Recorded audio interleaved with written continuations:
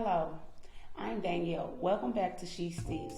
Today we will be talking about iced tea, sweet tea.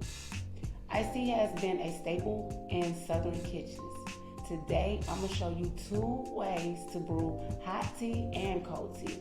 Some people like to add sweeteners, honey, and lemon to their tea, and some doesn't add anything.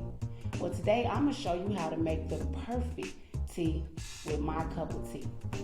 For your hot brew, we're going to bring 8 cups of water to boiling. We're going to boil, then we're going to let it simmer. Once simmered, we're going to remove it from the heat and add in our 6 tea bags. Here today, we're going to add in our 12.5 filter for my cup of tea. We place our 12.5 filter into the water. We steep the black for 5 to 7 minutes, our greens 2 to 3 minutes, and our whites 2 to 3 minutes. Once we steep for 5 to 7 minutes, you never oversteep. Take it out at the maximum time as the package says. Place it to the side. Pour the tea into a pitcher and then seal it. You're going to either seal it with a lid or saran wrap to stay fresh in the refrigerator. Cold brew, 8 cups of cold water placed in the pitcher, 12.5 my cup of tea filter.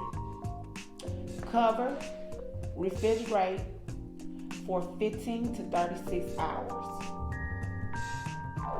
Some people like sweet tea, some people like unsweet tea. But here at My Cup of Tea, all our teas are naturally sweet. But if you want a sweet tea, let's discuss on how to make a simple syrup. First, you will start by having a 3/4 cup of sugar, 3/4 cup of water, bring to a boil, let sugar dissolve, let cool, and then add tea. Don't forget to try our 14 flavors of iced tea.